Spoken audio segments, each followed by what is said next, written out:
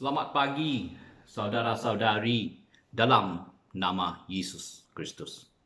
Buku yang kita sama-sama hayati dan belajar masih di dalam buku Efesus, dan kini kita akan merenung pelajaran di dalam bab yang kelima. Bab ini mengutamakan dua bahagian berikut. Satu, dari ayat 1 hingga 21 adalah mengenai hidup di dalam kasihnya, yaitu kasih Kristus. Dari ayat 22 hingga 33 adalah mengenai suami dan isteri dan gereja Tuhan. Mari kita memuji Tuhan dengan lagu Bertemu dalam kasihnya, kasih Tuhan Kristus.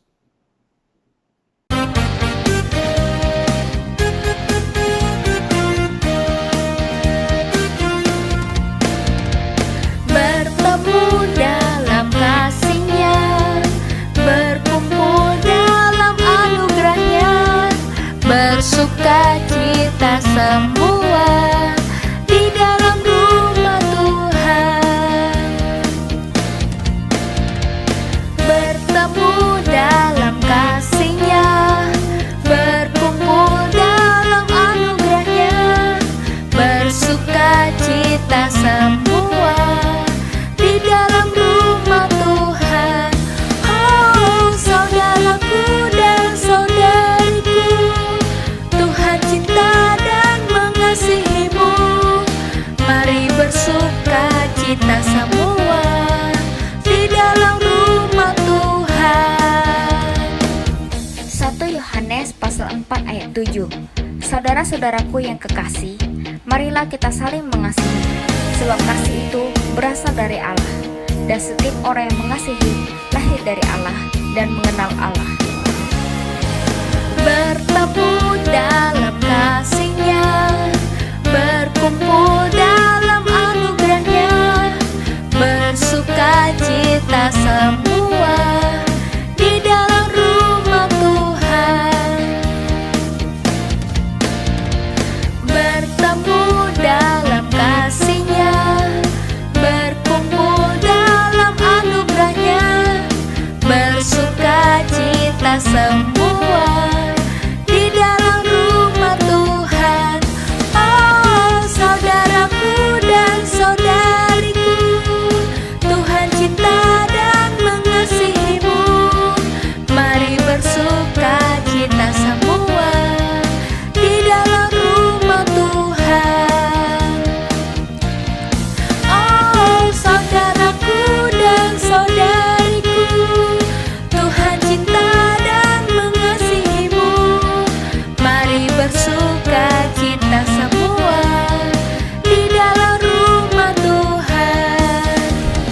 Mari bersukacita semua di dalam rumah Tuhan.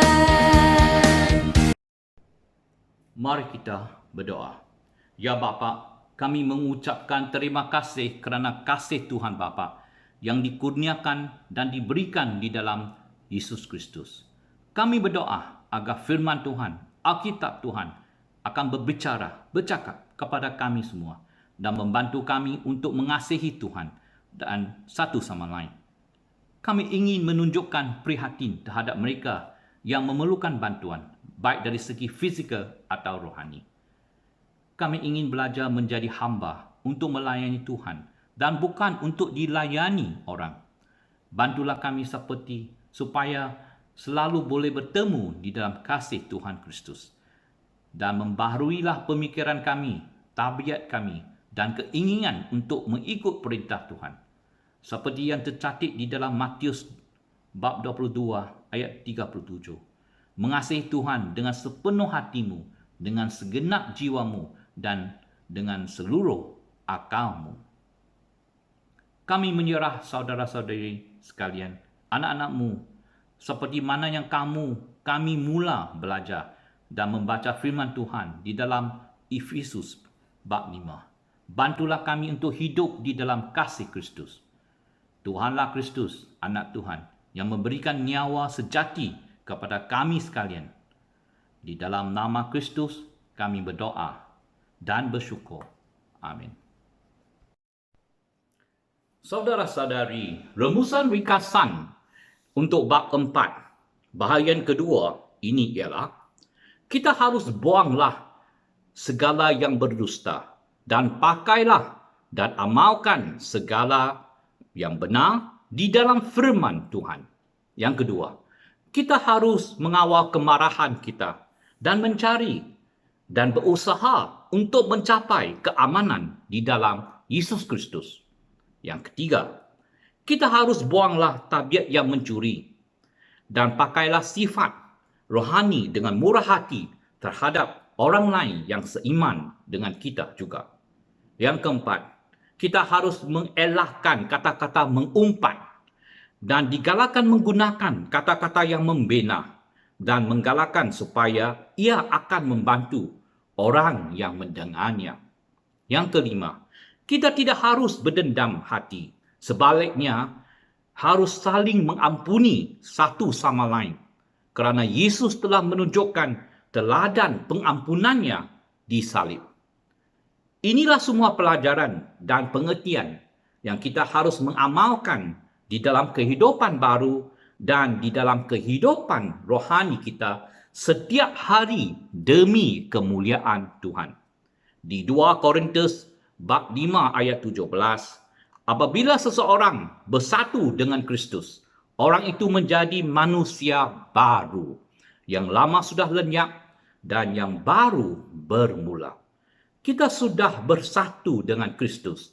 Inilah pengertian janji firman Tuhan yang diberikan kepada kita semua. Marilah kita renungan petikan dari ayat 1 hingga 2. Perkataan mengikut teladan bermaksud kata kerja perbuatan yang memberi erti kata mengikut teladan dari segi percakapan dan tabiat. Kalau anda meluangkan masa kita di duniawi, maka kita akan mengikut duniawi secara langsung dengan segala nilai-nilainya. Sebaliknya, kalau anda meluangkan masa dengan firman Tuhan, secara langsung ia akan memudahkan lagi untuk mengikut teladan Yesus Kristus. Seperti yang dinyatakan di ayat 1, kitalah anak-anak Tuhan, harus berusaha mengikut teladan Kristus. Kitalah anak-anak yang dikasihi Tuhan, harus contohi Yesus. Dia telah mengorbankan kasihnya untuk kita di atas salibnya.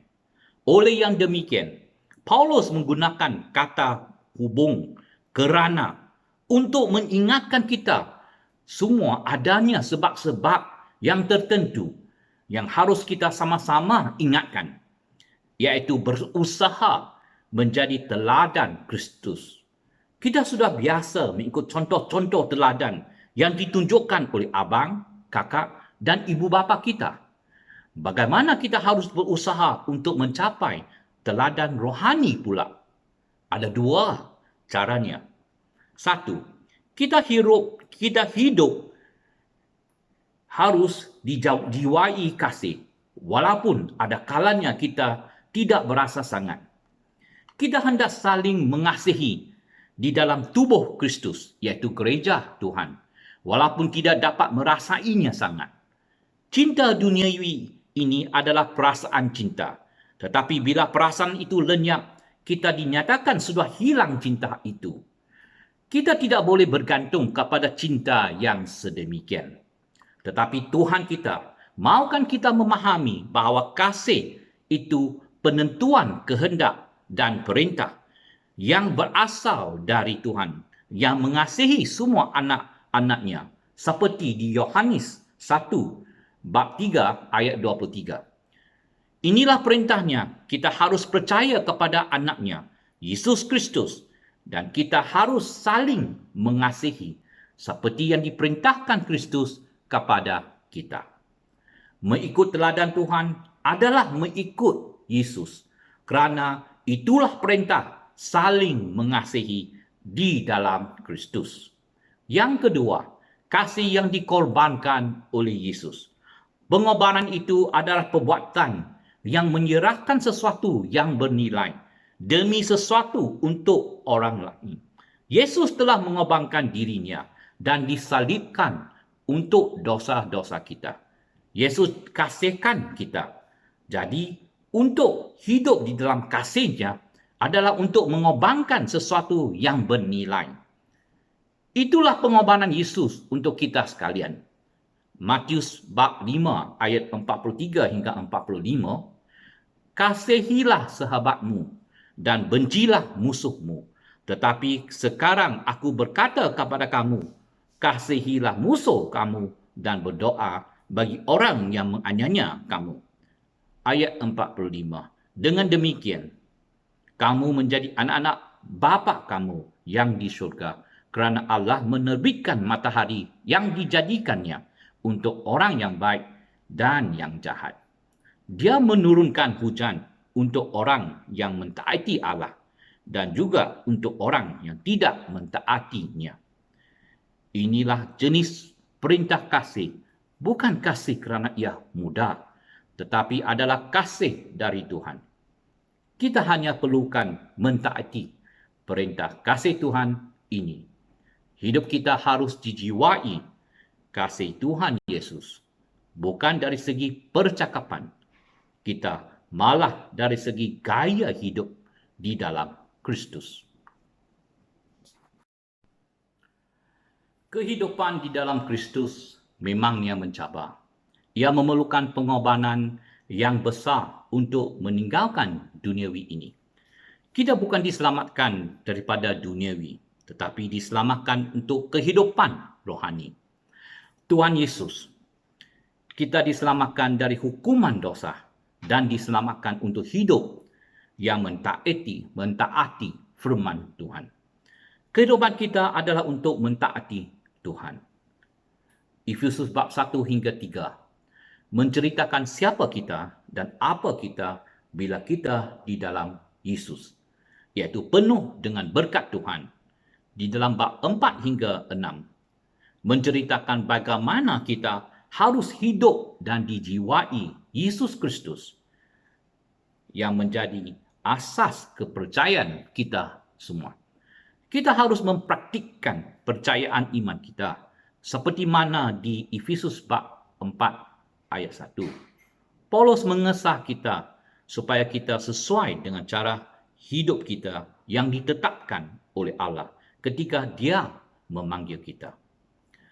Kerana kita umat Allah seperti di ayat 3, inilah amaran untuk kita, untuk buanglah perbuatan yang tidak senonoh, yang mencabur ketamakan mengikut orang lama. Di sebaliknya, kita harus pakailah sifat kawalan diri dengan hati yang bersyukur kepada Tuhan Yesus. Kerana kita sudah menjadi orang baru di dalam Yesus Kristus sejak penyelamatannya. Walaupun kita hidup di dalam masyarakat ketika itu, Efesus, bandar yang penuh dengan penyembahan berhala, ketamatan tidak harus menjadi gaya kehidupan itu. Bila kita tamak terhadap sesuatu, maka kita akan mudah berdosa di dalam cubaan, baik dari segi penuturan atau pekerjaan kita. Di ayat 5, mengingatkan kita bahawa orang yang tamak tidak akan menikmati pemerintahan Kristus dan Allah.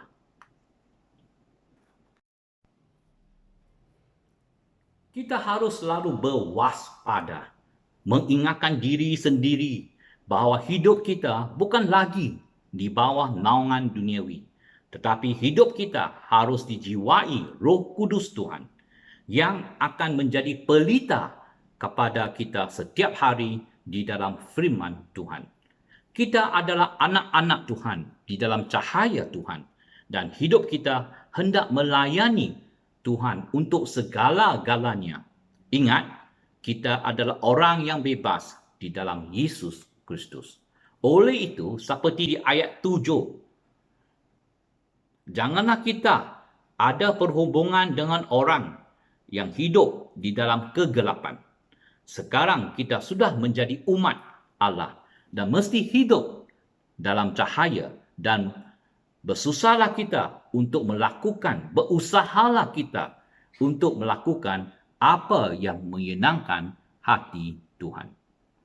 Inilah tugasan semua. Hidup di dalam cahaya firman Tuhan. Baca Alkitab, puji dan bersyukur kepada Tuhan Yesus selalu dan berusahalah untuk melayani Tuhan bersama-sama umat Kristian, anak Tuhan di mana-mana pun. Inilah kehendak Tuhan untuk kita sekalian.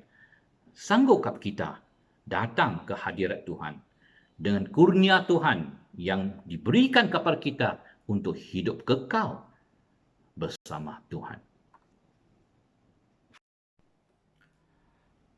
Kita harus ingat bahawa kita adalah anak di dalam cahaya. Seperti bila kita melangkah ke dalam bilik yang gelap, ia menerangi kegelapan. Di Matius bab 5 ayat 14 hingga 16, kamu bagaikan cahaya bagi dunia. Kota yang terletak di atas bukit tidak dapat disembunyikan. Ayat 15. Tidak seorang pun memasang pelita lalu menaruhnya di bawah pasu. Tetapi dia akan meletakkannya di atas kaki pelita supaya memberikan cahaya kepada setiap orang di dalam rumah. Ayat 16. Hendaklah cahaya kamu juga bersinar di hadapan orang, supaya mereka melihat perbuatan kamu yang baik, lalu memuji Bapa kamu yang di syurga.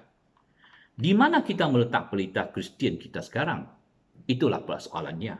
Adakah pelita itu dapat menerangi kehidupan kita di dalam pekerjaan kita atau di dalam perhubungan kita? Di dalam Yohanes bab 3 ayat 19 hingga 20, manusia lebih menyukai kegelapan daripada cahaya kerana perbuatan mereka jahat. Puji Tuhan, di ayat 14, kita haruslah bangunlah dari tidur dan bangkitkan daripada kematian. Kristus akan menyinari kita sekalian di dalam kehidupan yang baru kita yang dipenuhi kasih-Nya. Di ayat 15, kita hendaklah perhatikanlah cara hidup kamu dengan baik. Janganlah hidup seperti orang bodoh, tetapi hidup seperti orang yang bijak. Dan di ayat 16, kita harus mencari kesempatan dan peluang untuk melakukan apa yang baik. Dan gunakanlah peluang itu kerana masa yang singkat itu. Kita hanya mempunyai masa di dalam kehidupan. Oleh itu, kita haruslah menggunakan masa yang diberikan Tuhan untuk melaksanakan kehendak Tuhan. Inilah seolah pelaburan masa kita untuk mencapai hasrat dan kehendak Tuhan. Kita di sebaliknya akan memperoleh sukacita di mana kita dapat hidup untuk Kristus dan dijiwainya di dalam kasih dan cahaya Tuhan Kristus. Saya ulangi di Matius bab 5 ayat 16. Hendaklah cahaya kamu juga bersinar di hadapan orang, supaya mereka melihat perbuatan kamu yang baik, lalu memuji Bapa kamu yang di syurga. Di dalam ayat 17 hingga 21, kita sentiasa mendengar ungkapan ini, ikutlah hati anda. Tetapi renungan kita di sini ialah ikutlah kehendak Tuhan Yesus. Ia merangkumi pengorbanan daripada kita untuk kita mengikut kehendak Tuhan. Jadi, mengikut kehendak Tuhan memerlukan kita belajar firman Tuhan, Alkitabnya, dan memahami kebenaran firman Tuhan supaya kita jelas dengan perasaan, pesanan dari Allah. Paulus di dalam ayat 17 menyatakan, janganlah bertindak bodoh, tetapi berusaha untuk mengetahui apa dikehendaki Tuhan bagi kamu. Saya ulangi, apa yang dikehendaki Tuhan bagi kamu, bagi saya. Di dalam ayat 18, Paulus menyatakan bahawa janganlah kamu menjadi mabuk dengan wine, kerana hal ini akan merosakkan hidup kamu.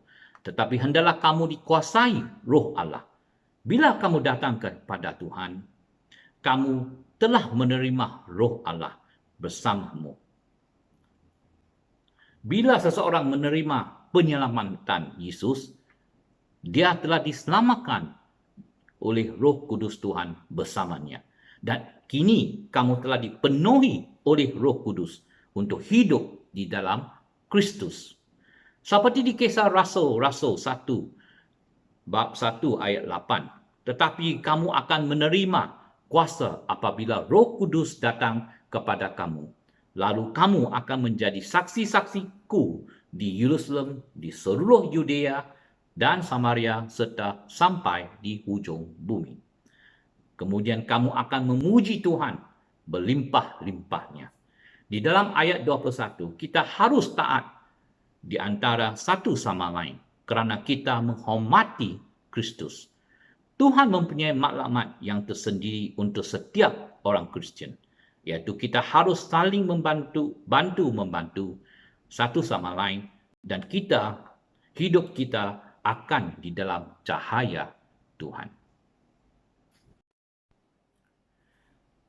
Secara kesimpulan, mari kita mengulangi pembelajaran dan firman Tuhan di bab 5 ini.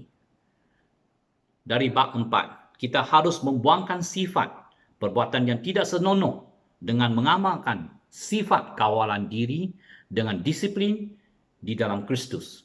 Kita tidak lagi ingin hidup di dalam kongkongan kegelapan, dan sebaliknya kita harus ingin disinari dengan cahaya Kristus. Yang kedua, janganlah kita mabuk dengan minuman keras, tetapi haruslah kita dijiwai dengan kuasa Roh Tuhan demi kemuliaan Tuhan di dalam kehidupan kita setiap hari. Yang ketiga, kita mesti mencontohi Kristus dengan kehidupan di dalam kasih-Nya. Ia boleh tercapai dengan usaha untuk mengikut teladan Kristus dan kehendak-Nya. Kekuatan ini diberikan oleh Tuhan kepada anak-anak Tuhan yang sudi bersamanya melalui Roh Tuhan dan janji-janji firman-Nya.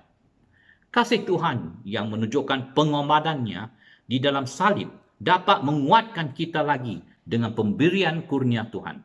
Mungkin kita terpaksa melakukan pengorbanan yang sewajarnya untuk hidup di dalam iman Kristus.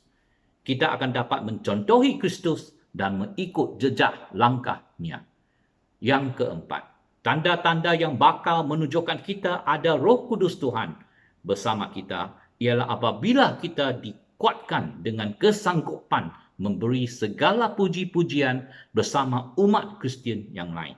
Kita akan dijiwai dengan keinginan untuk memberikan kesyukuran sendiri dan juga bersama umat Kristian yang lain. Kita akan bersukacita menyaksikan berkat-berkat Tuhan yang berlimpah-limpah, dan ia akan menjadi suatu galakan kepada kita sekalian yang ingin mengetahui dan mengenal kehendak Tuhan di dalam kehidupan kita. Mari kita berdoa. Tuhan Bapa, kami berterima kasih dengan pembelajaran firman Tuhan di dalam buku Efesus ini. Kami dapat menjiwai kehidupan Kristian yang dikuasai dengan Roh Tuhan. Bantulah kami untuk menjauhi daripada kehidupan kegelapan dan kuatkan kami dengan firman Tuhan. Semaikanlah firman di dalam kehidupan kita yang akan dapat bersyukur dan memberi puji-pujian Tuhan. Berikan kefahaman firman Tuhan dan kehendak Tuhan yang selalu akan memberikan kemuliaan Tuhan. Jauhkan kami daripada segala cobaan, dugaan, dan penuhilah kami dengan roh kesyukuran Tuhan. Ampunilah kami dari segala dosa-dosa yang dilakukan. Selamatkanlah kami dengan penyelamatan Yesus Kristus, dan bimbinglah kami berjalan ke arah kerajaan Tuhan untuk selama-lamanya. Di dalam nama Yesus Kristus, Juru Selamat kami bersyukur dan berdoa. Amin.